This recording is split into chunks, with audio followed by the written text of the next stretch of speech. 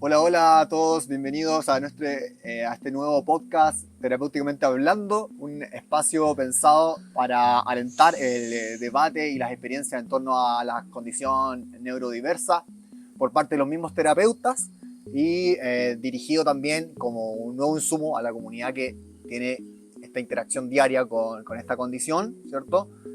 Así que tenemos pensado una serie de invitados vamos a pasar por distintos temas que hemos detectado en nuestra experiencia desde nuestro centro Neurocupa, que son cuestiones que se van repitiendo, son preguntas que van surgiendo diariamente, así que vamos a tratarlas todas en una serie de capítulos. Los invitamos a seguirnos en redes sociales y a estar atentos a este nuevo espacio. Como primer invitado tenemos a mi gran amigo, director del Centro Terapéutico Neurocupa, Diego Salinas. Él es terapeuta ocupacional, tiene un magíster en neuropsicología de la Universidad Mayor, varios diplomados también, como el diplomado de neuropsicología de la UC y también el diplomado en tratamiento de pacientes neurológicos de la Universidad de Chile. Así que bienvenido, Diego, ¿cómo estás? Bien, ¿y tú, Tumi? Bien, gracias, por fin materializando un viejo anhelo. Sí, lo estábamos esperando hace tiempo, poder concretar este espacio, este podcast, terapéuticamente hablando, para poder llevar a la comunidad las experiencias de los terapeutas, sus vivencias también, su experiencia sobre las terapias, sobre cómo son sus manejos con los niños, así que felices de estar en este primer capítulo. Una de las primeras cosas que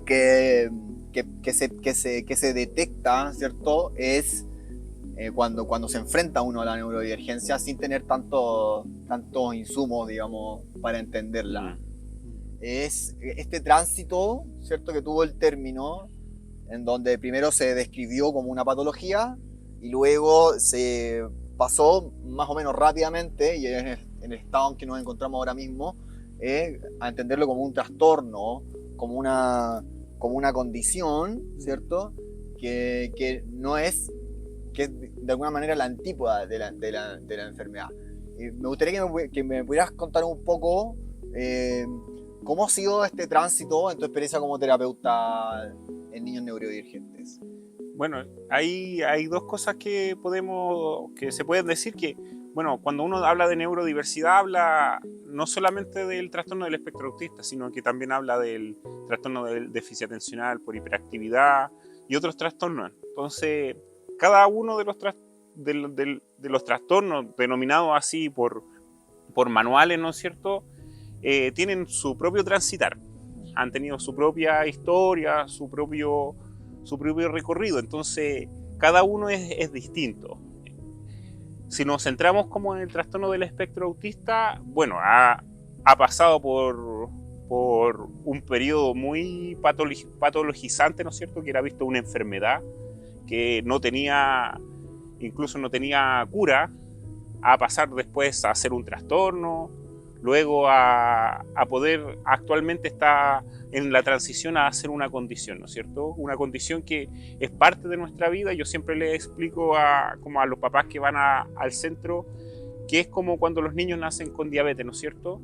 Es una condición, nacen con diabetes, la diabetes los acompaña, tienen que inyectarse insulina, ¿no es cierto?, procedimiento, y aquí, Claro. y aquí también, ¿no es cierto?, tienen que tener diferentes tratamientos, ¿no es cierto?, un nuevo entender cómo es la realidad, Claro. pero pueden llevar su vida como cotidianamente, ¿no es cierto? Claro, entonces como el desafío es ayudar a crear un sistema, ¿cierto?, que integre esta condición, ¿no? Eso es como un primer desafío desde la terapia. Sí, claro. Bueno, yo creo que lo que uno busca siempre es como una inclusión, ¿no es cierto? Poder incluir socialmente a todas las personas, que todos seamos incluidos en esta.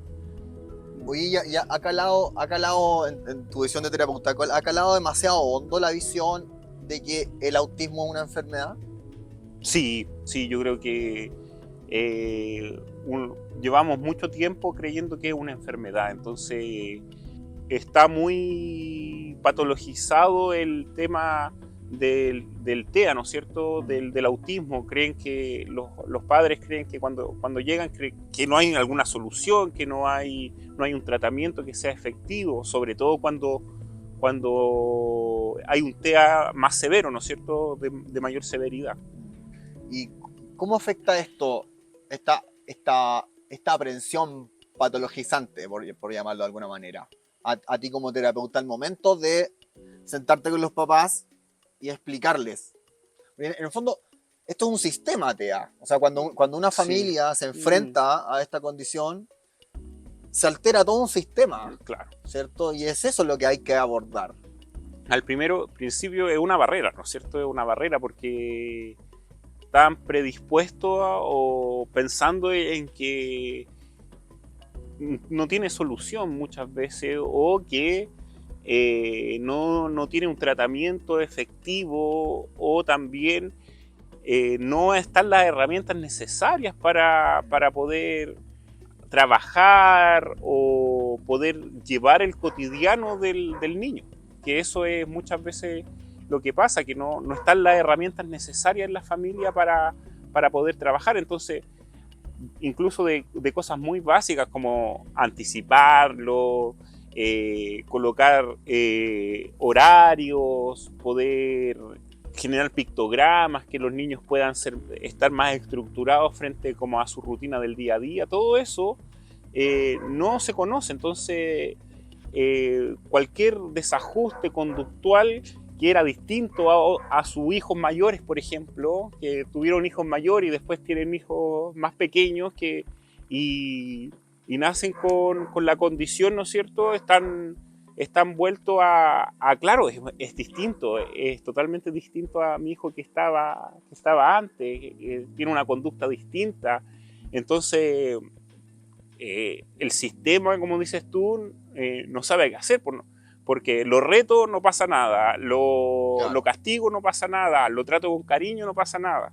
Claro, no hay ningún tipo de respuesta. Y claro, o mucha respuesta, o demasiada respuesta, que eso son conductas más disruptivas o más de regulaciones emocionales, que eso también es importante reconocerlo como una desregulación emocional a una pataleta, ¿no es cierto? Eso también desde eso se le va trabajando con los papás. También en esto de que tú dices de como una enfermedad, se busca como una receta, ¿no es cierto? Que yo les paso una hoja y tienen que hacer una fórmula. Y es esto. Y no es así, yo les digo, no es una receta porque cada familia tiene una dinámica diferente. Entonces, familias que hacen harto en relación a la estructuración de rutina, hacen harto en relación a la anticipación, pero otras que no. Entonces a esa familia hay que aportar otro tipo de contenido, partir de un piso más bajo, ¿no es cierto? Que otra que ya tiene como por su estructura familiar, ya tienen estos conceptos adquiridos. Y en ese sentido, tu juicio como terapeuta, ¿crees que la metodología, digamos, general de trabajo desde la terapia ocupacional va bien direccionada? Es decir, ¿se direcciona, apunta hacia el sistema o apunta más bien al individuo? Yo creo que la terapia ocupacional por sí apunta al sistema. Yo creo que obviamente que nosotros trabajamos a la persona, ¿no es cierto?, al individuo, pero la terapia ocupacional mira mucho el sistema porque como una forma, ¿no es cierto?, de abordar las barreras, ¿no es cierto?, que pueden existir tanto sociales, estructurales. Entonces la terapia ocupacional por sí yo creo que mira el contexto. No podemos dejar de mirar el contexto desde la terapia ocupacional.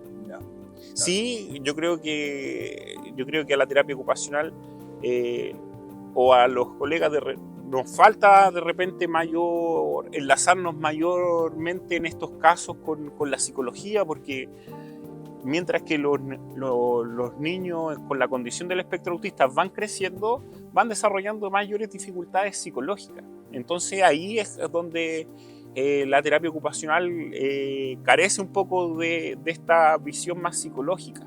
Entonces, y estos componentes psicofamiliares que en los pregrados pasan esta información, pero se va haciendo como un poco más dificultosa, ¿no es cierto?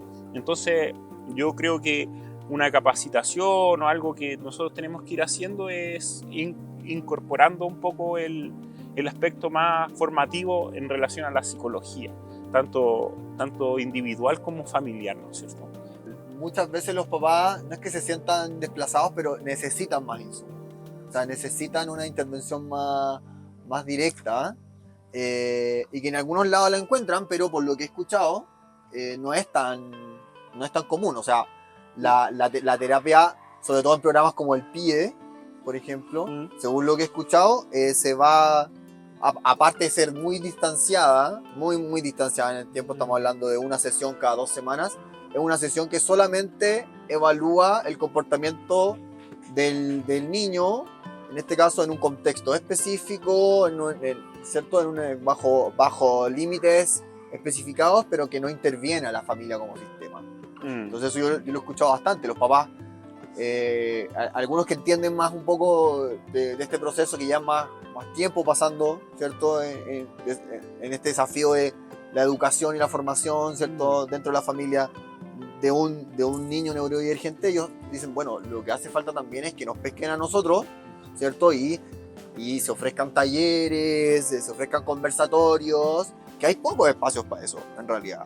Bueno, varias cosas que decir con eso, que una es que, bueno, el programa PIE es un programa de integración escolar, ¿no es cierto? Está dedicado al apoyo escolar incorporado en los colegios, ¿no es cierto? Para necesidades educativas que sean diferentes, ¿no es cierto? Que tengan necesidades de apoyo, entonces está enfocado en eso. Sí, yo creo que claro, falta mayores recursos para poder cubrir mayores atenciones, ¿no es cierto? Yo creo que desde que yo partí se han incorporado mucho más terapias en los PI, más individualizadas, pero generalmente se hacen de forma grupal porque no se da abasto, ¿no es cierto? Claro. Entonces, si no se da abasto con los niños, menos se va a dar abasto con una intervención con los padres. Entonces, en este, como en nuestro tipo de centro, yo creo que es donde más se puede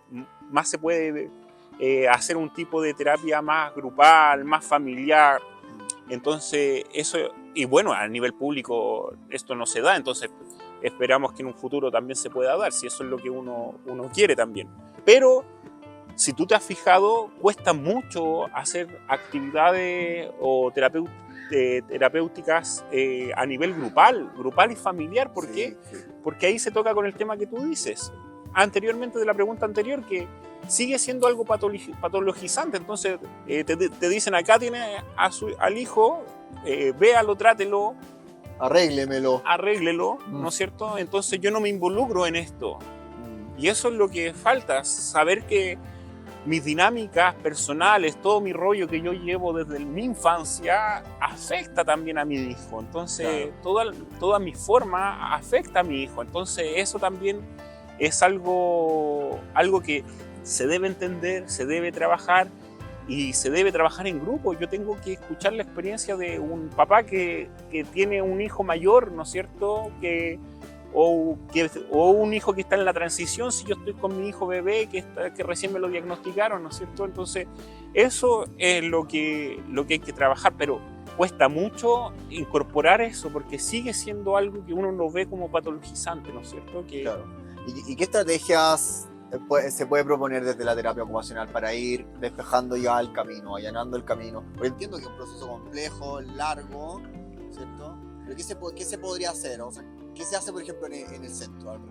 Bueno, en el centro de forma individual yo creo que se le da el espacio a los padres, ¿no es cierto? Se le da el espacio después de las terapias, nosotros dejamos ese espacio para conversar con los papás, y cuando estamos viendo que es algo más complejo en relación a las dinámicas, se va dividiendo la terapia y se va y se va dando mayor tiempo a la conversación con los papás, a dar técnica, a escucharlos, a poder brindar las técnicas necesarias que son para ellos. Y muchas veces no hay que olvidar que siempre se tiene que hacer también derivaciones. Si uno no puede brindarle el apoyo como terapéutico porque es un proceso más psicológico, uno se tiene que dar cuenta, uno ahí tiene que tener mayor información y poder derivar también a los colegas que sean más respectivos para ese caso. Entonces, generalmente los procesos terapéuticos en niños con la condición del espectro autista tienen que ser un complemento de varias terapias, no es solamente uno, porque nosotros tenemos que apoyarnos, terapia ocupacional, psicología, fonoaudiología, respectivamente en cada caso. Y ahí, bueno, me imagino que surgen también otras dificultades, porque mantener, ¿cierto?, un ritmo terapéutico adecuado, con un equipo adecuado, tiene que ver también con condiciones materiales, se necesita dinero, se necesita tiempo. Sí. Y claro, es una dificultad, me imagino, para que la metodología demuestre funcionar. Claro, y repetición. Y eso también es lo que uno le hace entender a los papás, que esto, para que el sistema neurológico cambie, cualquier sistema neurológico cambie, requiere repetición. Entonces, si nosotros lo brindamos una terapia cada 15 días, una vez al mes, no va a tener efecto, Entonces, esto requiere una vez por semana mínimo, y el trabajo en casa. Entonces, claramente que se hace costoso, es algo costoso para cada uno de los papás. Entonces, esto yo siempre he creído que se está visualizando más, y este mismo programa hace para que se visualice más y que se puedan hacer esfuerzos gubernamentales, ¿no es cierto?, del Estado para poder apoyarlo. Y ahí, en tu opinión, como terapeuta, ¿cómo va eso? Bueno, ahora se ha hecho esto de la ley de la inclusión, ¿no es cierto?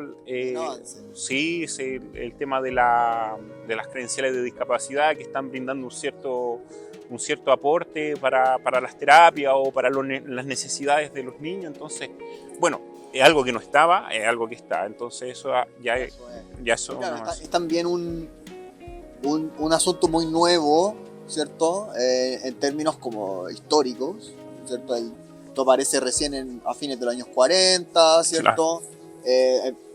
Paulatinamente se empiezan a refinar las pesquisas, salen los test estandarizados, sale ya en los manuales, digamos, de neurociencia, de neuropatologías, qué sé yo. Pero en el fondo es un tema nuevo, entonces me imagino que está todo por hacer. Está todo por... Sí, y cada vez las investigaciones están yendo más al cabo, están siendo más puntuales en cada necesidad de las personas. ¿Fue eso lo que te motivó convertirte en terapeuta o qué pasó ahí? No. Fue más un tema más de mis habilidades, las cuales yo no visualizaba cuando chico, ¿no es cierto? Porque también eso que podríamos conversar, que bueno, a los 18 años, ¿quién uno sabe qué quiere elegir? Hay algunos que son bendecidos, ¿no es cierto? Y tienen la capacidad de saber qué quieren desde muy temprana edad. Yo no era mi caso. Tenía habilidades para la ciencia, me gustaba también el trabajo social, ¿no es cierto? Poder apoyar a otras personas. Entonces, más que por las habilidades y por lo que visualizaban otros de mí, más que yo, elegí estudiar terapia ocupacional. Me imagino que te diste cuenta súper rápido que estaba todo por hacer, o sea, porque es un campo, yo insisto, es un campo relativamente nuevo, en donde está todo... Yo me di cuenta más por hacer cuando yo partí la consulta, ¿no es cierto? Que ahora es el centro. Yo partí una consulta en relación a poder...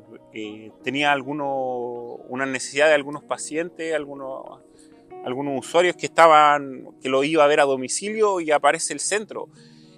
Apuntado también a a dificultades neurológicas, por eso ahí en el diplomado salen dificultades neurológicas, ¿no es cierto? Como más amplias, más motoras, pero en un momento empiezan a surgir la necesidad de personas o niños en la condición del espectro autista y es una necesidad latente y cada vez mayor. También, como dices tú, se aumenta la capacidad diagnóstica, los manuales cada vez están más específicos, los profesionales también tienen mayor experiencia, hay mayores herramientas donde uno puede brindar un diagnóstico también. Y en tu experiencia, Diego, que has trabajado con niños mayoritariamente, ¿cuál es el desafío principal que tú ves como terapeuta si consideras tu experiencia de trabajo con niños neurodivergentes? ¿Por dónde partirías? Yo lo que creo es que los centros, por ejemplo acá Neurocupa, en este caso, nosotros lo que yo apunto y lo que tratamos de apuntar es que podamos hacer algo que dices tú, más sistémico, más familiar, más ambiental, más ecológico. En terapia ocupacional se habla de ecológico cuando se toma el ambiente, ¿no es cierto? Entonces, eso es yo lo que creo que es un desafío, poder tener en la instancia terapéutica todas las vivencias que puedan tener los niños, pasando por todas las etapas, ¿no es cierto? Niños, adolescentes, jóvenes, adultos, y poder brindar esas etapas desde instancias de participación social, como son talleres de aprendizaje, poder hacer salidas terapéuticas, trabajo con animales, para luego después poder generar otro tipo de grupos ya de más adolescentes, para también por último poder incorporarlo en relación a la inclusión laboral también, ¿por qué no? O sea, como ir diversificando el método, porque o sea, mi primera duda es que en una sesión de 45 minutos, ¿cierto? ¿Qué se podría hacer? O sea, me imagino entonces que hay que variar la metodología, hay que incluir animales, hay que incluir más a los papás. Sí. Mira, sinceramente yo no puedo negar que yo empíricamente he visto desde mi experiencia que estas sesiones de 45 minutos sí tienen un impacto. Tienen un impacto en las familias, tienen un impacto en los niños, ¿no es cierto? Pero ese impacto requiere mucho el trabajo que hacen los papás en casa. Yo siempre les digo, es un 10% de lo que se hace en terapia, es un 10% de lo que hacemos nosotros, un 5%, y el otro 90-95% es lo que hacen ustedes en casa, es las indicaciones que toman. Y ahí incorporar estas técnicas o estas talleres o aperturas de participación social, eso yo creo que le daría un enriquecimiento único al proceso terapéutico. Y no creo que, o por lo menos yo no he visto instancias donde se tenga todo, ¿no es cierto? Yo creo que muchos colegas profesionales, centros tanto privados como públicos, están tratando de incorporar esto, pero es una tarea difícil y que se requiere de mucho esfuerzo económico, humano, que se está trabajando en eso. Vamos a ir discutiendo entonces en este espacio metodologías, ideas o nuevas problemáticas que vayan surgiendo para ir mejorando la calidad de la intervención terapéutica, para ir alentando el debate. Ese es básicamente nuestro espíritu, llamar a toda la comunidad de terapeutas de distintas disciplinas a empezar a discutir entre entendidos cómo se puede mejorar y ir interviniendo más activamente los sistemas. Así que los dejamos a todos invitados para seguirnos. Vamos a tener los siguientes capítulos más invitados y vamos a ir tratando de profundizar cada vez más los elementos para enriquecer la discusión. Así que muchas gracias, déjanos tus comentarios abajo si es que tienes alguna propuesta, alguna idea, alguna crítica o lo que sea, para que nosotros podamos incorporarla y ver si podemos seguir alentando la discusión en los capítulos siguientes. Diego, te quería agradecer en esta primera aproximación, así que eso, dejarlo a todos invitados para que estén atentos. Sí, de mi parte decir muchas gracias a la comunidad. Esto estamos haciéndolo con mucho cariño, aquí con el conductor Tommy, también poder brindarles este espacio para que ustedes puedan ver cómo es un proceso también terapéutico, cómo lo estamos viendo desde el otro lado, ¿no es cierto?, del otro lado del terapeuta, y poder llegar también a los colegas también que puedan incorporar o contarnos su experiencia y así nutrir esto y generar un espacio amigable donde todos podamos dar lo mejor para los niños, ¿no es cierto? Y para las personas que lo necesitan, que están dentro de la condición o en la neurodiversidad, ¿no es cierto? Cualquier otra neurodiversidad que nosotros podamos aportar en algo. Así que muchas gracias por la invitación, muchas gracias por la entrevista, muy amena, así que... ¿Lo pasamos bien? Lo pasamos súper bien. Es importante. Eso. Es importante. Sí. Sí, nos vemos después. Nos vemos, muchas gracias. Cerveza.